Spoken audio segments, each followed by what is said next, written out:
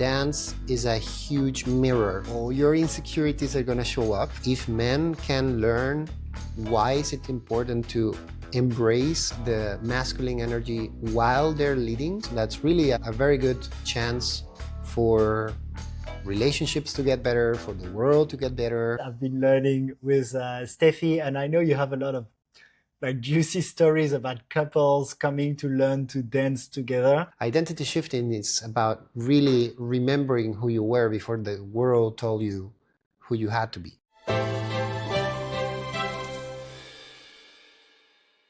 Hi, and welcome to this new episode of The Light Leaders. Today I'm with Antonio, and Antonio, I'm excited to have you because you're an identity coach specialized in dancer, and I actually got to know you because you're my Bachata teacher. Also, we've done a few classes together. So Steffi and I, we've been learning Bachata and had the pleasure to be taught from you. But from the beginning, I could feel there was something more than a Bachata teacher in you. And it's that you're a coach and you're passionate about getting a new identity as you help other dancers, as you go through your dance yourself. And so today it's going to be partially about dance, but more about like identity shifting, really, and how with everything we do, we can get to the next level of identity, but we'll also focus on the dance because that's you're from the dance world. My first question to you, Antonio, is what are you grateful for today? I am grateful for the opportunity of being in a place and also in a time that people like you would like to know more about what is it that I do, why is it important, how can it help other people. It wasn't always the mainstream topic, so now that it has gotten to a point that we can even talk about it in a podcast, I'm very grateful for that. Amazing. Thank you. I'm grateful to have you, and you've been coaching amazing dancers, like some of the top in the world, I believe, and also you have that community inner growth for dancers, and we're friends too. You lived 3 months in our house while we were away in Europe, and when we came back, we had all those conversations about dancing and how it fuels growth for people. So, what's the main thing people come to you for? So, I mean, the main thing people come to me about and for is about dance. Normally, when someone contacts me, is because they are living an experience in their own dance journey that is not very pleasant for them, and it can take many shapes. It can be lack of confidence. I don't feel comfortable when I dance. I am comparing myself to other people. I am not as far as other people in my dance journey. It can be also the interaction between genders. So either a guy dancing with ladies feeling insecure or not being used to that, or the other way around, a lady when dancing with men. So to sum it up, it would be when they want something related to what I've called the inner dance, the inner game of dancing. Yeah. So they want to enjoy, they want to get better, but they also want to enjoy. They want to enjoy more. Really, when you like dig deeper into why do they want that, and they want to feel free. They want to be able to enjoy, they want to feel free, they want less negativity and more positivity in the end. Yeah, which is interesting because obviously I feel with dancing, like with many things, there is a part, and I'm sure you're talking to a lot of experienced dancer, but from a more beginner partner dance experience like mine, there is a part where, like many things, when you learn something new, it takes more effort, and then it's more fun as you get better. But with dancing, there's also that layer of you said gender and the social part, right? So the example I was giving you last time is if I learn the guitar in my room and I'm really not good, no one's listening to me. But if I learn dancing and I'm not that good and I go there with my partner and she's dancing with other men that are much better than me, and the women I dance with, they don't feel very satisfied with the dance they have with me, well, it's going to raise much more. And that's why I feel dancing, and especially partner dance, is a very fertile ground for personal growth. Yeah, I really agree with that. And in my own understanding, how I felt it always is that dance is a huge mirror Mm. for you to be able to, if you want, to observe what is being reflected back at you. All your insecurities are going to show up. Even if you have them mastered in other aspects of your life, they're going to show up in dance. All the things that you would like that maybe you don't dare to, they're going to show up in dance. So for me, dance is a mirror is a quote that I normally repeat. Mm. And another one is you dance as you are. It's funny when people, especially in partner dance, they're observing their teacher and they want to do the same, but when they start, they're not their teacher. They are them, and they're gonna dance as them. Dancing as their teacher or dancing as their idol, it's also something that kind of like disconnects them from the real reason of dancing. So yeah, those things make dance a very, very, as you said, fertile ground for them to start visualizing maybe something that in other aspects of their area maybe they didn't see or they didn't give importance. In dance it comes up very, very quickly, and it's, as you said, it's a very fast feedback loop. You see the face of the person that you're dancing with, or you see that you're stumbling, right? And then you know something is not right. You don't really know why, but you know that something is not right. Yeah, and I love also what you bring about, even if you're very confident in many other areas of your life, it's going to be totally different, right? And I can imagine you can be like, I don't know, a CEO, you're rich, you have a great family, and you're super fit, and you'd go there and you don't know how to dance. Well, and then all of a sudden you're a bit of a like kind of a loser. It's gonna be a very different experience also. And I think probably like you and like many of the people who watch this episode were people who love to learn, who love to Mm. learn new things and get into new environment. But and we can appreciate, let's say, how much sometimes you feel super competent in an environment and you go to a new one and you feel like, okay, this is bringing many things that nothing else in my life has been bringing me. Mm. I have experienced that particular thing that you say, like literally the CEO with a lot of money and a lot of confidence, not feeling confident in his dance. And this was when I came across into this. This was something that I actually needed really to reflect upon, because for me, dance is like a parallel reality. It's a parallel world in which the rules are not the same as in the normal world, right? Quote unquote.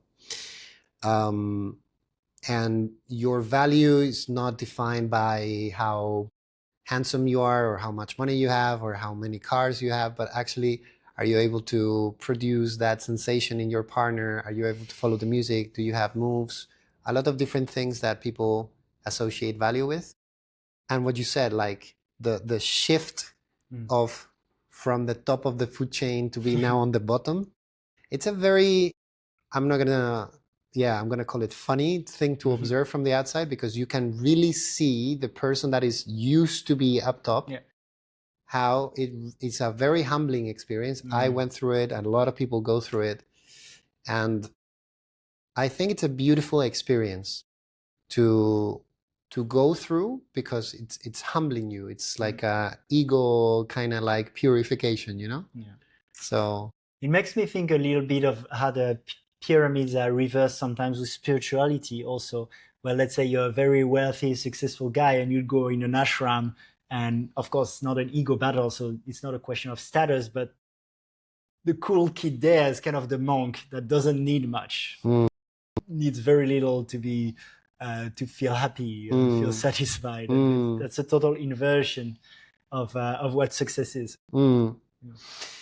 And it also goes hand in hand of how that comparison that you did with the, let's say, wealthy person and the how to call this, the ashram. The thing is that some people, they come with the same mindset to dance, about I need to accumulate more in order to have more moves, more dancing with artists or things like that. And just like in the ashram, actually the one that can dance the simplest, they're having most fun, they're having the most connection, that's actually the cool guy. It's not the one that can do all the crazy stuff, you know, and have all of the perks. It's a very similar example, actually, if you think about it like that. And it's interesting. It's like, I feel from my side as a leader also, and being fairly early in my dance journey, there's also that that play between almost left brain and right brain. Like when I dance, I try to remember the steps and the moves, but then if I get too caught into that, I lose the flow and the connection with the music and the rhythm. So what's your advice to someone who's still in the early days between memorizing moves and really going into feeling and following my own flow? So it's a tricky one, and there is not one right answer, I would say. My observation is that it comes in two different planes. You will need to have some structure. So knowing the basic moves, knowing the basic norms, that is important. Making them go through your system so you can express as basically the basic language that you need for a conversation. Once that is there, you can talk, you can have a conversation. And now it's not about how many fancy words I can use in my conversation, but how cool is the message that I'm transmitting, right? How present I am in this conversation, what type of emotions I'm bringing into this conversation. Am I listening also to you in this conversation, or I'm just talking, and I don't let you speak? So for me, the mind of like the structure and stuff, important. And when it gets to a certain level, it takes a second plane. Now it's also about I am co-creating something with someone else, maybe also by myself, but normally in partner dance, as we said. So you also need to start paying attention, not to the same thing that you were paying attention before, but now, okay, and you have a little more awareness of where the other person is emotionally, energetically, physically. It's a different skill set. And what I feel is that in the current world, we're very much fixated in that first approach, and there is very little of that second stage. So you get a lot of people super highly technical that they cannot connect. And in some other places, for example, here in Ubud or Bali, you get a lot of people with a lot of connection, but that they lack the vocabulary to actually be able to express. So for me, it's a combination of both. Yeah, I like that balance, because in Ubud, go to Bachata and just dance your own moves on the music. There's a rhythm here. There's some steps. Yeah. And it's also in parallel with where the world is. It's like almost the science and the art, and we're like so left brain, so on the science, and sometimes forgot a little bit what dancing is, which is an art. Yeah. I always like to say that, again, you dance as you are. The dance world is a reflection of the current world. And because of what you just said, the current world is very like into the scientific approach, into the left brain, the masculine brain, the logical brain, masculine energy. We're forgetting about the creativity, the connection, the feminine energy. So you also see that in the dance community. Now there is a lot of people speaking up about like, okay, let's stop learning so many moves and let's actually understand what we're doing. More from a heart perspective. And it's interesting also as you bring the masculine and feminine that in the dance as a leader, as a man, there is what you say is like also feeling into the art form and feeling into the feeling and the emotions and actually accessing my feminine also in my dance rather than being so rigid. But at the same time, when a partner dance that has roles where usually the man, or at least the leader, is leading, and so I feel it's got both sides. Where as a leader, learning, I will learn to listen more to that subtle emotion, that flow. But I also need to step up as a man with my masculine energy to direct the dance more than, let's say, in contact dance where it will be more 50-50 and I can dance with men and women together. Let's say there's no clear leader. And so you feel the energy of the other, and sometimes both lead, sometimes one. But here there's clearly a leader. And I think there's also a lot to learn here for leaders in general and for men in the art of leading in a society where sometimes also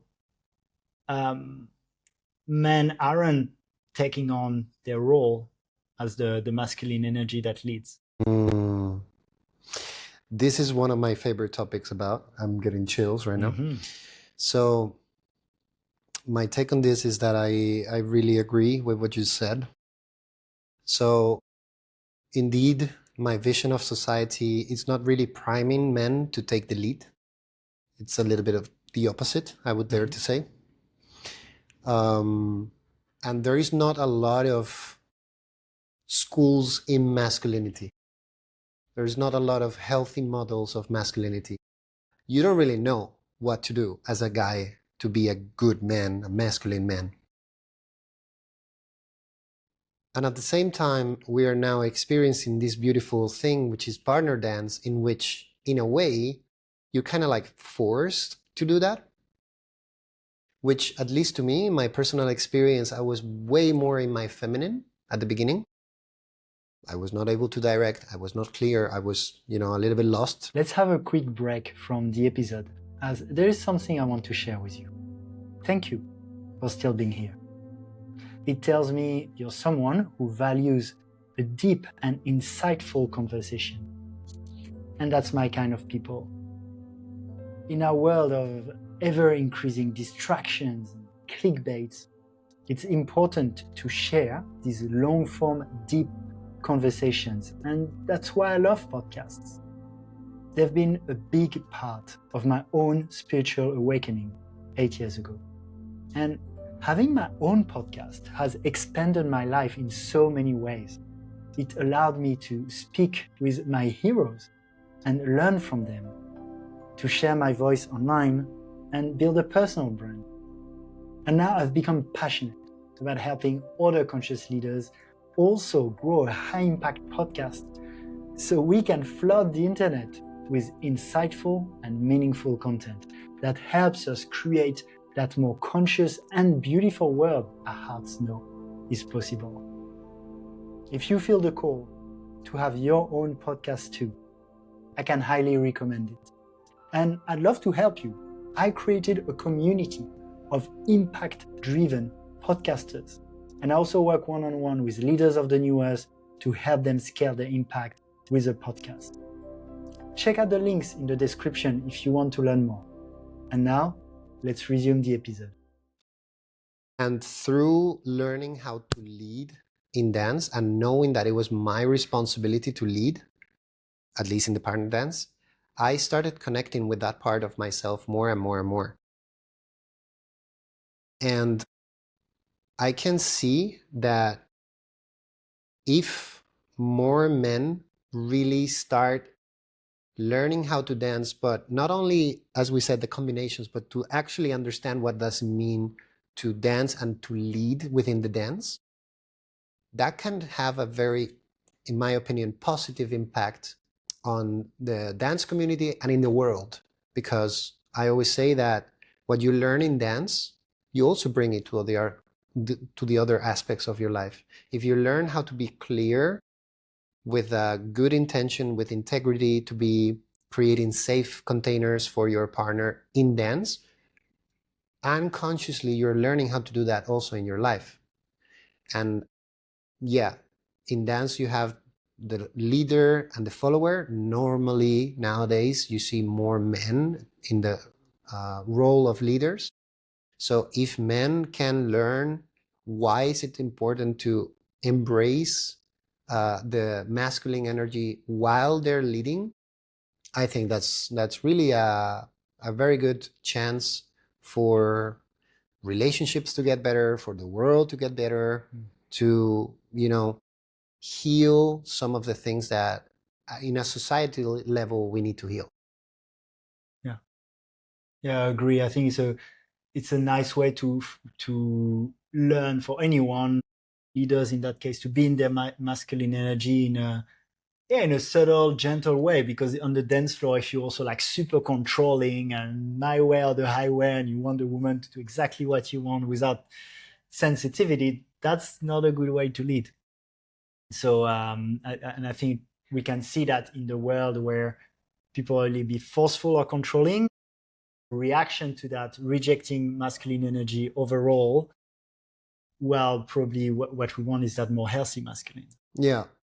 So I always love this topic of the energies in the dance, because in the end we want, okay, so this is an interesting one. As a leader, my opinion of it is that you want to lead from a predominant masculine energy. However, you also need to have integrated your own feminine as a leader. Your own feminine as a leader is going to allow you to tap into your own emotions to be able to communicate, but also to be able to tap into your partners, your followers' emotions, to be able to sense if there is everything, if there is anything wrong, if everything is going right, to share a bond, an emotional bond. Also, in your follower, they are predominantly in the feminine energy. They are receiving all of this. They're letting go of the mind and they're opening the heart. They're creating the beauty. And at some point, they also can tap into their masculine if there is something that is not going as it should, to be able to establish a boundary, or at some point if they want to take a little bit of initiative within the dance, which is also beautiful. So it's not black and white. It's not leader is masculine, follower is feminine. Actually, one of the most beautiful, most beautiful dances is when me as a leader, I am directing from my masculine, and then at some point I allow, like I leave an empty space for my follower to step into it, create something. And normally that creation comes from her, also from her masculine, right? To take a little bit of initiative for how we're going to continue. To be able to circulate that, it's one of the most advanced types of dance that I experience. And we've done some exercises, for example, at Bachata, where we would reverse the roles. And I remember when we were sitting at the tea table with Steffi, she was mentioning how being in the role of the masculine made her also more compassionate about how complicated it can be to initiate the moves while being in the flow of the music.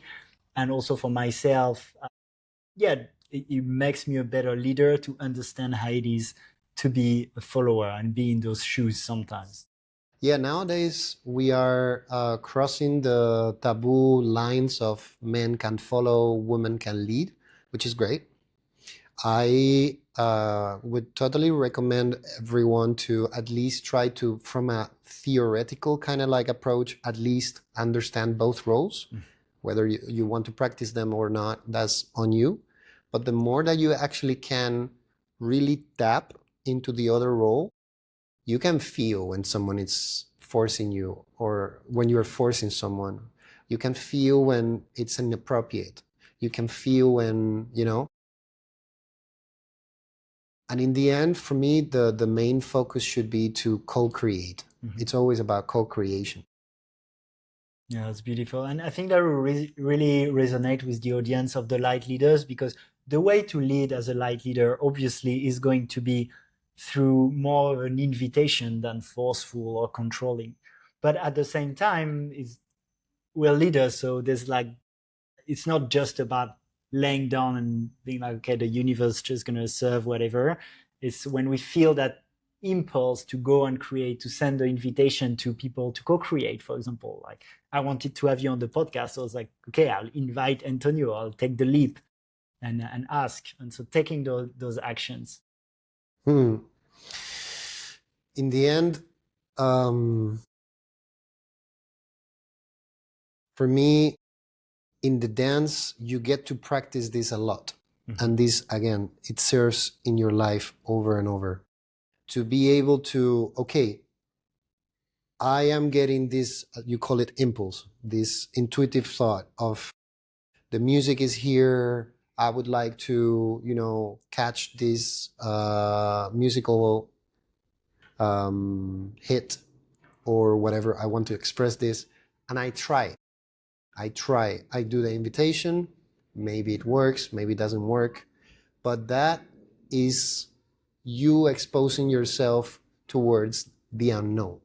And the more that you actually practice that within dance, then you are on the street and then you need to face whatever else you need to face, or you are at work and you need to also take that. You are more likely to do it because now you are facing that as well, right? So yeah, I think that dance in a way is just like a little sandbox for you to, as you said, your personal journey, your personal growth journey. It's like a small container where you can really safe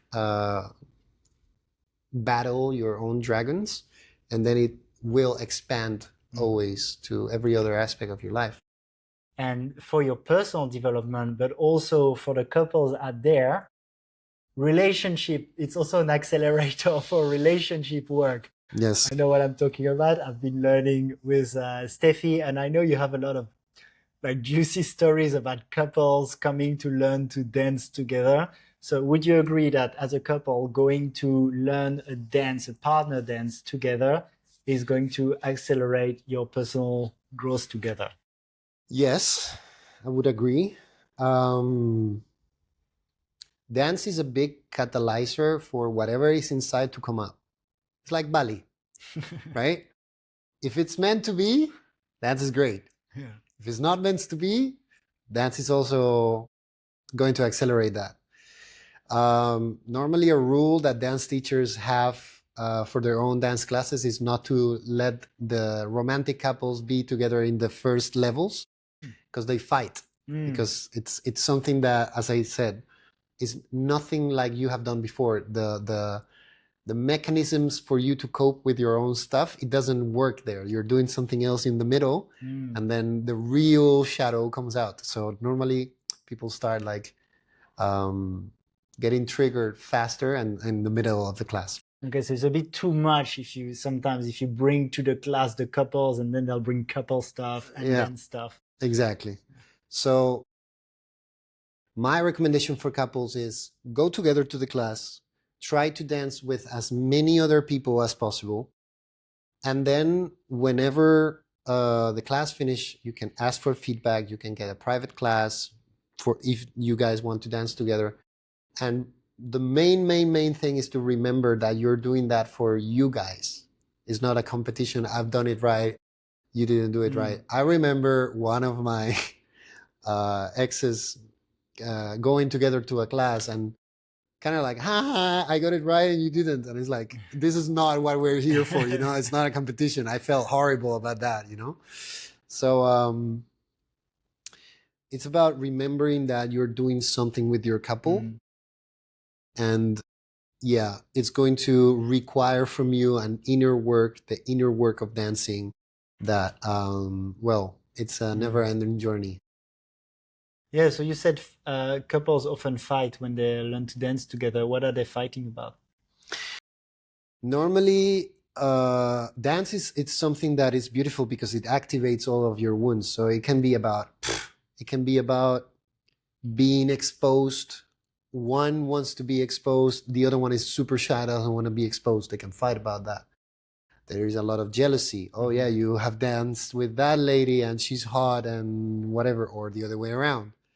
Um, it can be about the pure mechanics of the technique. Oh yeah, it's not working, it's because of you. No, it's because of you. And they start like that. So yeah, it can come out in many different shapes. But again, if instead of like going down inside that rabbit hole, you see that as an opportunity to work through it with your partner, that is one of the most healing experiences that you can have. It's like couples therapy, but like so much cheaper, you know? Yeah. It's a win-win. It makes me think of a saying by my tantra teacher Ananda Sarita, and something along the line like working. So in that case in tantra, but similar. It's like working in couple. The tantric path is the fastest way to enlightenment, but it's like walking on a thin, like a thin patch of ice. Yeah, So yeah, it's like very slippery. very similar. Yeah. Very similar because, I mean, saving the distances, right? I think that Tantra goes more intentionally into trigger those things. If Tantra was the 10, I would say that partner dancing would be a solid 6, 7 at least of how intense it can get, right? And depending on the type of dance, for example, I specialize in bachata, sensual bachata. And when you see your partner dancing like that, you also experience that with the zouk, right? Yeah. You Easy get to some not feel good enough. feeling of not feeling good enough, feeling of like, will my partner leave? You know, this feeling of fear of abandonment. When someone says no to you in a dance, the feeling of rejection. How do you handle all of that? How can you not identify personally to something that is about dance?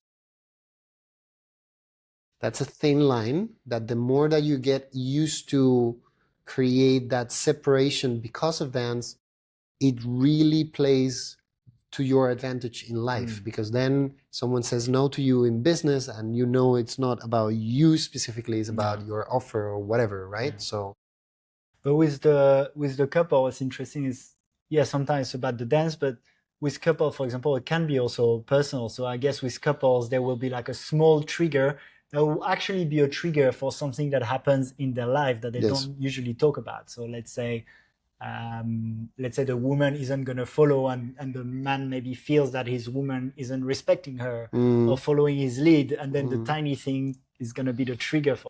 yes, and that happens a lot because, yeah, in my opinion, if there are unresolved things at home, they will show up in dance, because you dance as you are, and dance is a mirror. You cannot hide, you know? It is great. It is great because if you understand that we are here to grow and to become better versions of ourselves, that's why the identity comes in. If you want to upgrade your identity into your most authentic self, your most raw version, that, you know, it's completely who you are and not a fake, not a character, dance is a great vehicle because it's going to keep showing you every time that you're out of alignment, out of integrity. It's going to keep showing you and your partner every time that you guys are out of alignment. If you're not really ready for that, yeah, dance could be intense. And so you talk about identity shifting. So what's usually the identity shift you help people with? So some people, when we speak about identity shifting, one of the things that I've heard is, "Oh yeah, but I don't wanna stop being me." Mm-hmm. And it's like, yes, it's not really stop being you. It's actually stop being what is not you. Mm. So the easiest way to understand this is that, so I believe that we are born as just a ball of light and joy Mm-hmm. and happiness. And as we are moving through life, because of several people, our parents, society, school, the government, the news, they start telling us what to do, what not to do, what is good, what is not, what we should stop doing in order to receive validation, love, care, food, shelter. Let's have a quick break from the episode as there's something I want to share with you. Thank you for watching this far. I'm assuming you're enjoying this episode. So let's connect. I'm building this podcast not just as content, but as a community of light leaders on a mission. So drop a comment under the video.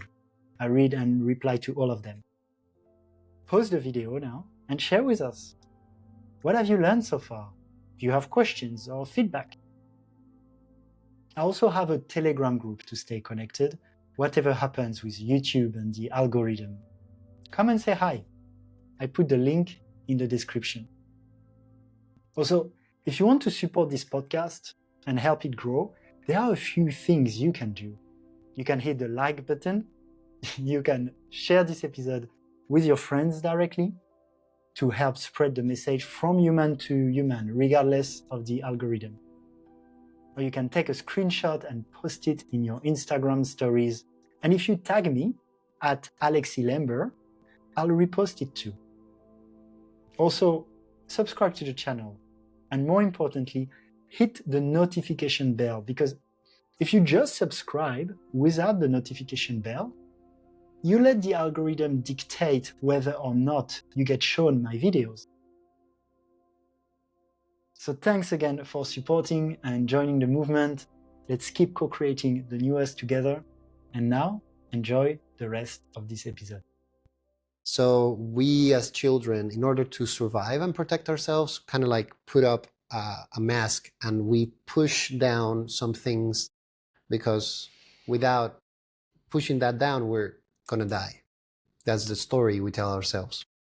So we create a fake identity. We create a vanilla version of ourselves that in some occasions is so different from the real essence of that person. Identity shifting is about really remembering who you were before the world told you who you had to be. It would be to find back that essence that you were born with, the things that you are innately good at, and the dreams that you have, and remove all the limitations and the bullshit and the armor that you had to put on top of yourself, and just ask a question like, if there was no limitation, you had all the power and the money in the world, who would you be? And then helping the person to become that. Once a person is their truest self and in their highest identity, how do they dance?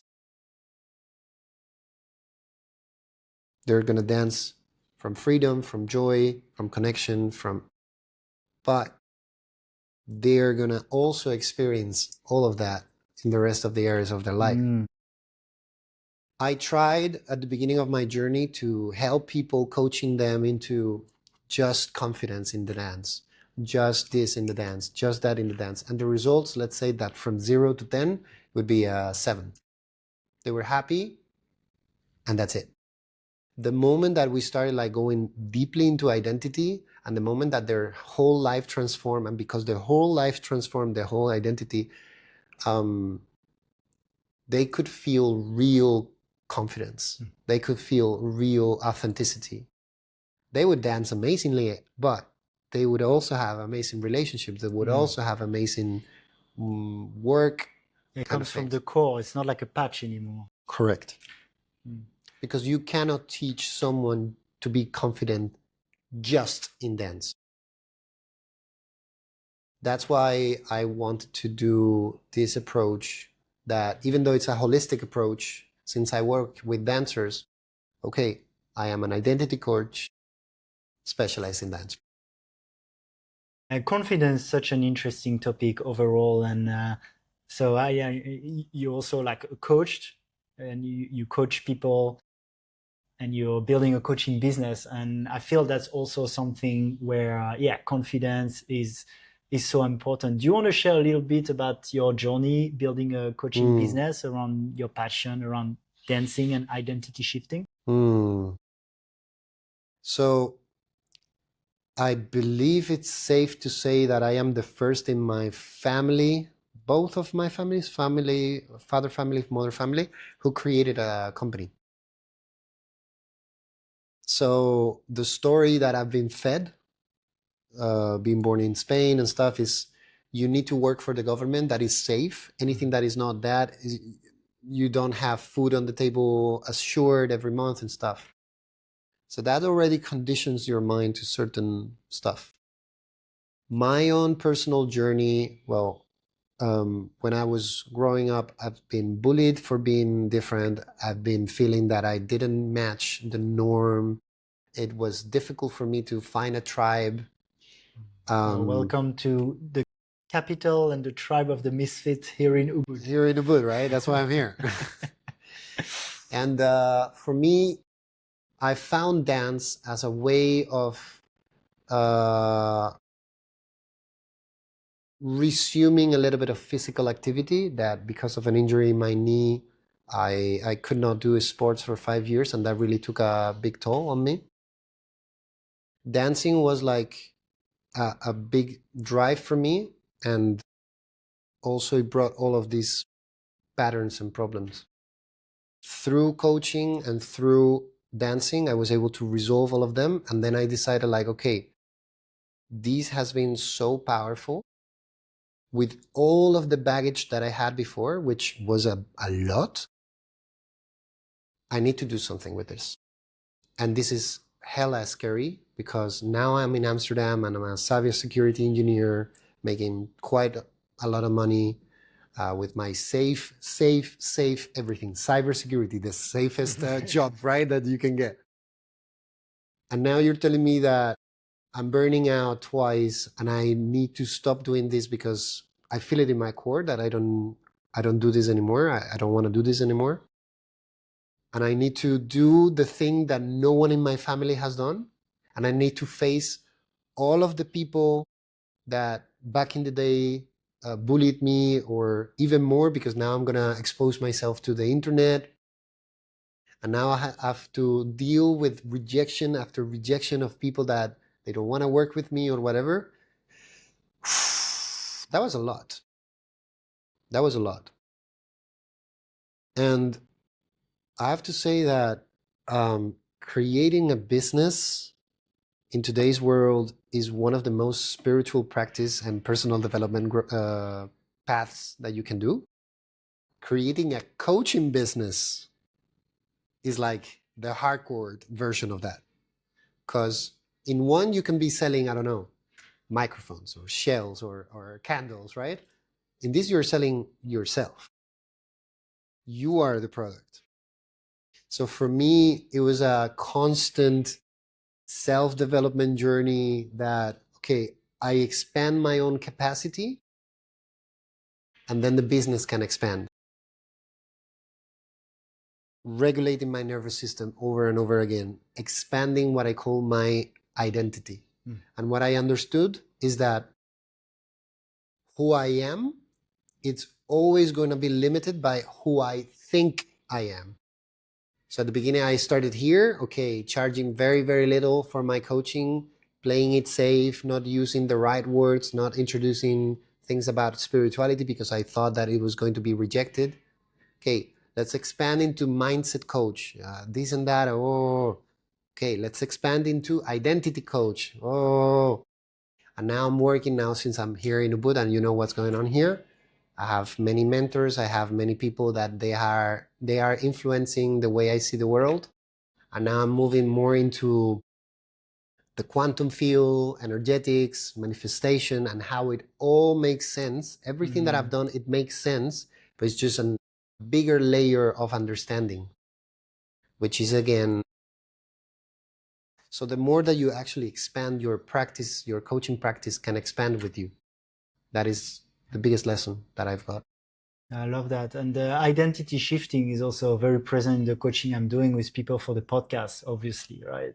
Often the success of the podcast, there's going to also a science and an art. There's going to be strategies around, do you niche down or not? And what thumbnail and what title and, these very specific left brain things. But ultimately, it's going to be a lot about your identity. Like, do you think of yourself as a public speaker, as someone who's able to invite big guests onto the show, or do you feel not good enough? Working on that also. Yeah, because that unconsciously plays a role. It plays a role unconsciously within your body, but it also plays a role within the field. There is a frequency when someone is owning it. You can feel it. And when, even if that person have a shitty thumbnail and bad subtitles, if the message is good and they are carrying this energy of truth, you feel it. Yeah, and for example, I've had like some big guests, people with 200, 300,000 followers, people in the raw vegan industry like Dr. Morse, and they're like big guests that, my channel's okay, but I have 4,000 subscribers. It's great, and I'm proud of it. And at the same time, it's not millions either.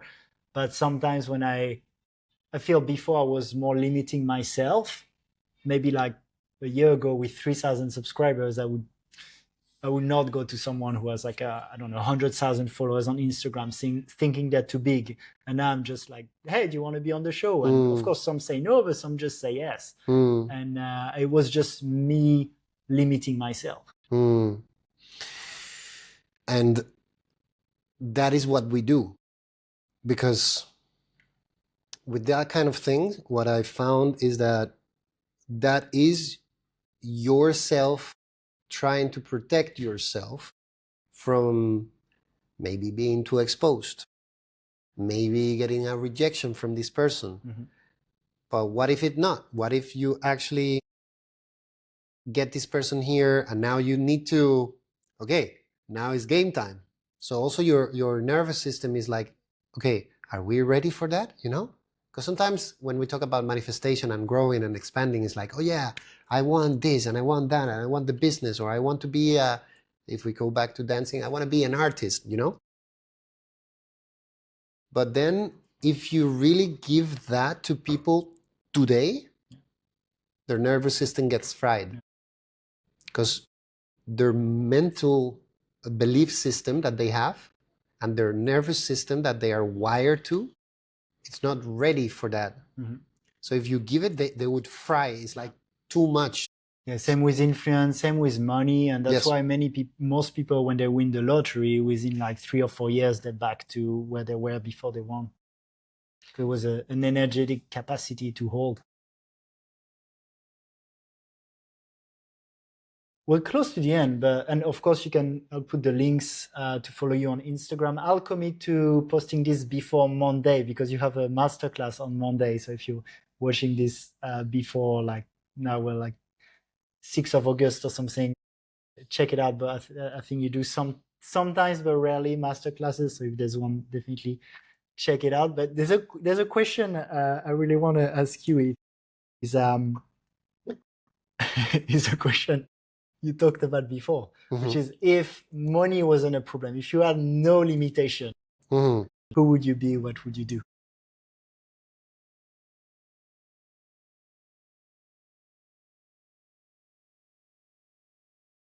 So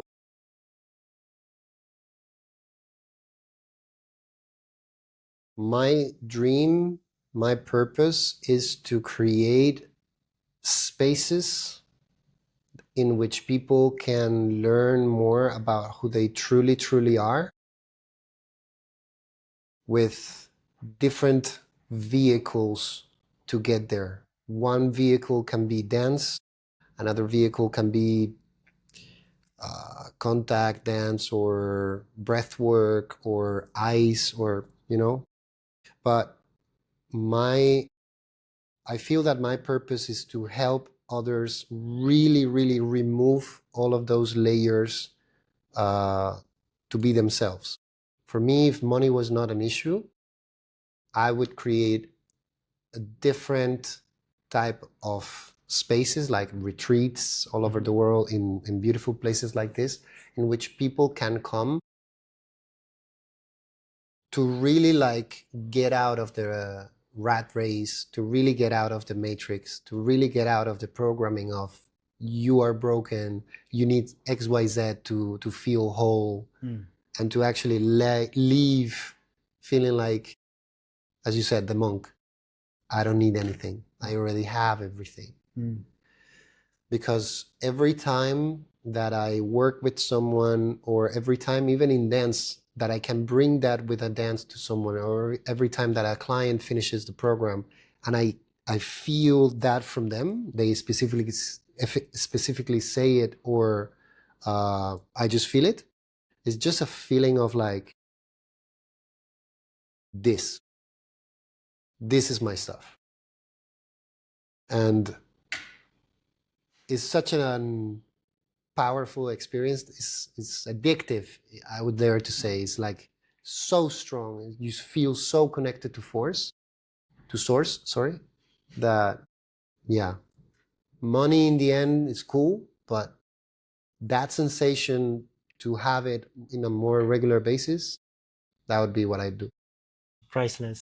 Mm, Yeah, that's beautiful. Thanks for sharing your heart, brother. of course. It's been a real pleasure. I feel like, we're friends, co-creators, so we'll see what emerges. Could have other podcasts for sure. It's been a pleasure to have you. Maybe some cool retreats co-created. We'll see. Yeah, man. Yeah, thank you so much, and thank you everyone for watching. Thank you, guys.